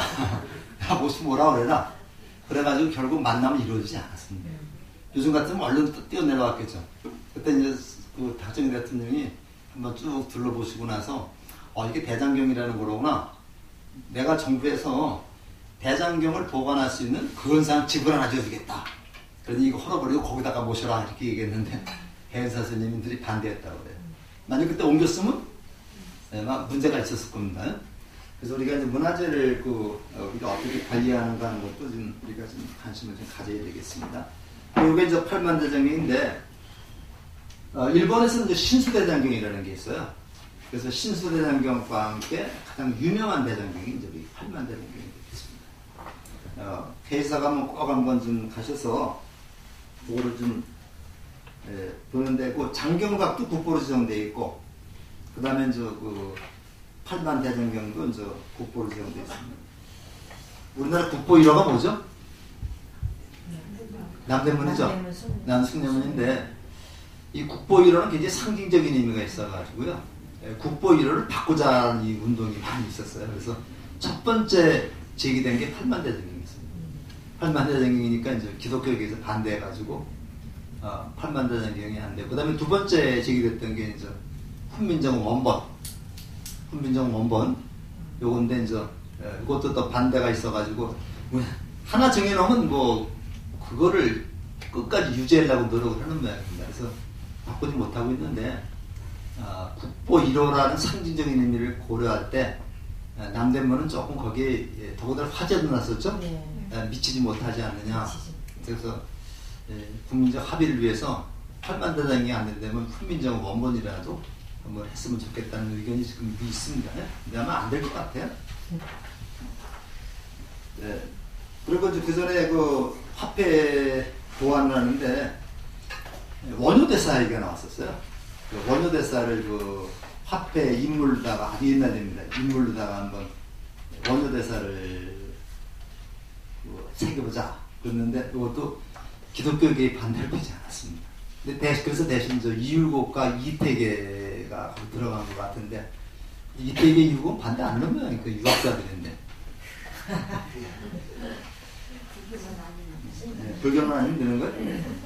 근데 거기다가 또 기독교에서는 전부 다 이시들만 있으니까 실제입니다. 가서 이시들만 있으니까 이순신, 이태계, 이율곡 이세종 여기 있으니까 이제 한번 이씨 외에 한번 인물을 집어넣고 자해서 떠오르는 사람이 이제 김구 선생입니다. 10만 원짜리 김구인데 10만 원짜리 넘은 저 단위가 크다 그래가지고 갑작스럽게 등장한 게 이제 신사임당인데 신사임당도 율곡의 어머니죠. 네. 덕수희 씨입니다. 덕수희 씨가 지금 이순신 장군도 있고 이율곡도 있고 신사임당도 있고 많았습니다. 근데 저 신사임당이 과연 거기에 들어갈 인물로 적합하냐 하는 것도 지금 논의를 많이 하고 있어요. 근데 이제 아마 머지않아서 이제 뭐 10만 원짜리 나올 것 같습니다. 그 다음에 190쪽을 좀 보시기 바랍니다. 맨 밑에 셋째 줄을 보세요. 위침을 물리치기 위한 신심에서 대장경을 제작했다고 이야기하지만 대장경의 제작은 그러한 정치적 목적 외에도 불교 국가로서의 문화적 자존심을 만족시켜주는 중요한 사업이었다. 그래서 그건 우리가 하는 말이죠. 우리가 하는 말인데 우리가 이런 걸 보고 우리가 이제 뭐 호국불교다 이렇게 얘기를 하는데 불교가 이제 그 호국이라고 하는 것과 거기에 어떤 역할을 하는 거는 맞지만 불교를 이렇게 호국구라고 하는 테두리 속에 가두어 버리는 건 바람직하지 않죠. 그래서 호국이라고 하는 의미가 어떻게 생각하면 정권과 야합이라는 그런 의미를 비춰줄 수도 있어요.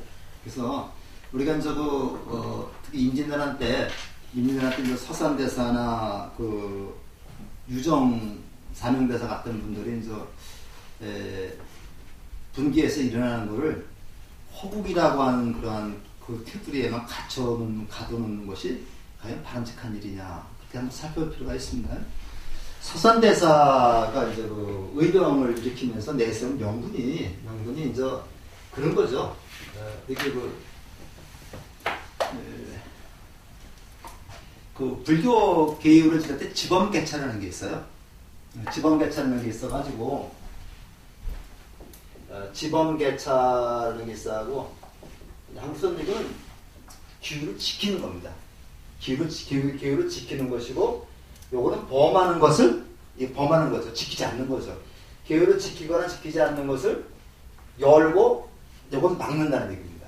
그래서 우리가 이제 살생이라는 문제하고 그 다음에 도둑질이라는 문제를 놓고 내가 살생을 하지 않으면 도둑질을 해야 되고 도둑질을 하지 않으면 살생을 해야 된다. 두 가지 놓고 어떤 걸 지켜야 되겠습니까?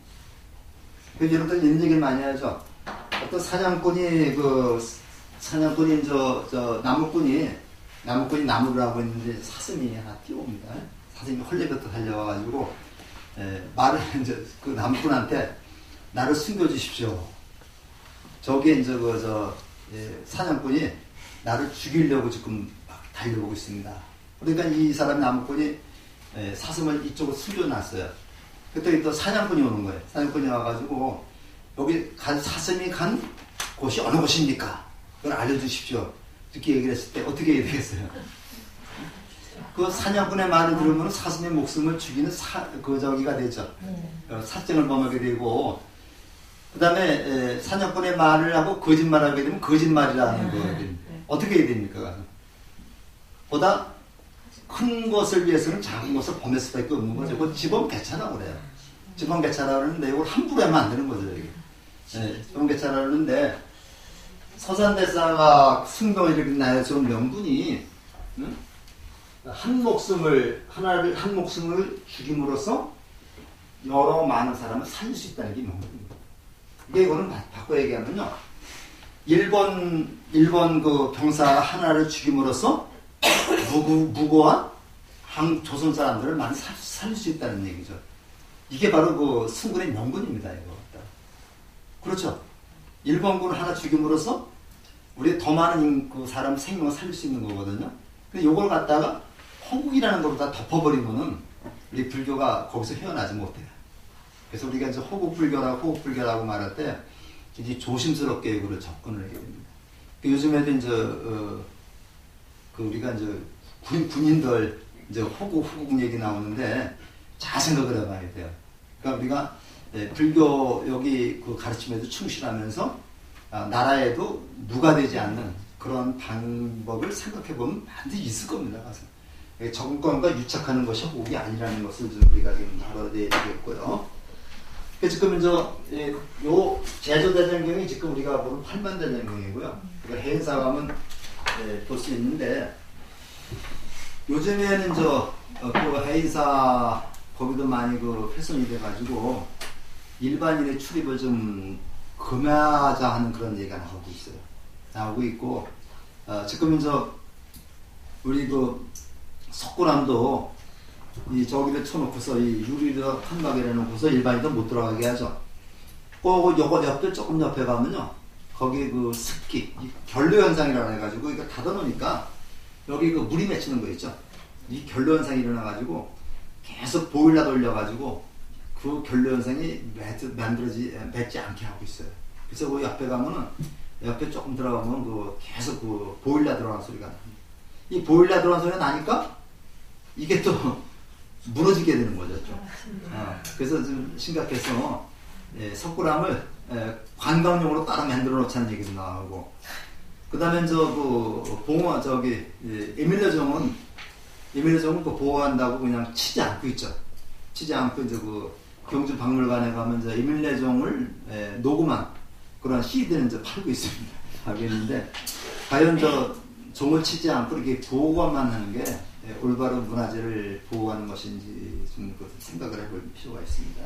유홍준 씨가 그 문화유산 답사기에서 거기에 대해서 굉장히 많이 얘기를 하고 있고, 그 사람은 그 에밀레종 속에 들어가서 이 종을 쳤을 때 그 울림이 어떤 걸 한번 보고 싶다고 체험하고 싶다는 얘기도 하고 그러던데 모르겠습니다만 귀가 멍멍하고 그럴 거예요. 그 다음에 무인시대 불교가 쭉 나오는데 뭐 그냥 특정한 것은 없고요. 무인시대에서도 불교가 정권의 도움 역할을 했던 데가 있을 것 같고, 난 우리나라에서 참 좀 이해가 안 가는 게, 우리 그 12질 법난인가 해가지고 그 전두환이가 처음에 등장했을 때 그 스님들을 갖다 굉장히 억압을 했거든요. 막 펴서 내쫓고 그랬습니다. 12절 법난인데, 전두환이가 그 귀향 때 얼른 백담사로 갔죠. 백담사로 가서 이렇게 했는데, 백담사 갔다가 저기 그 봉조감도 올라갔었어요. 그래서 제가 봉조감 지침에 갔을 때는 거기에 그냥 전두환 대통령 방문 뭐 이런 거 많이 써놓고 그랬었어요. 그리고 전두환이 거기서 나간 다음에 한 달쯤 있다가 제가 백담사를 갔었거든요. 갔더니 그때는 만에 그 스님이 계시던 데다가 그 이순자하고 전두환이가 뭐 세수 때도 있고 뭐 다 있더라고요. 있는데 어느 날 갑자기 또 전두환이가 돈 냈는지 뭔지 모르지만 불사를 어마어마하게 해가지고 지금 옛날에 백담사 분위기는 전혀 나지 않습니다. 근데 옛날에는 그 극락전하고 아주 다리 건너면 조그맣 그것밖에 없었어요. 근데 지금은 저쪽으로 엄청 크게 만들어놔요. 근데 자꾸만 그 불사를 이렇게 크게 하고 그러다 보니까 조금 좀 그래요. 그래서 우리가 이제 불사 같은 것도 좀 조심스럽게 좀 해야 되는데, 조금 더 그 요사체 조금 짓는 건 괜찮습니다만은, 너무 그냥 그 시멘실이 너무 크게 들어가는 거는 좀 우리가 좀 경계해야 될 것 같습니다. 그래서 그런 점들이 쭉 나오고요. 그 다음에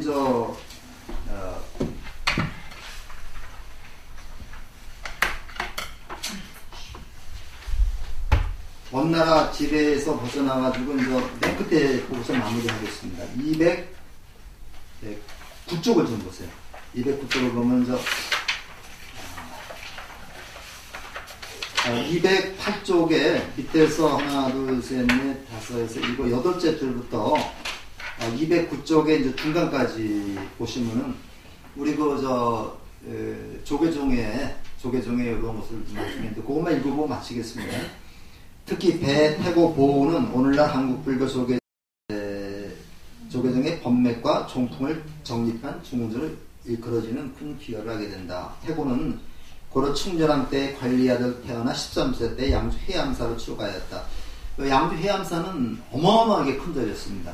고려시대 때부터 해서 굉장히 중심 사찰인데 지금은 저 절터만 남아있는데 그 절터 한 번 어마어마해요.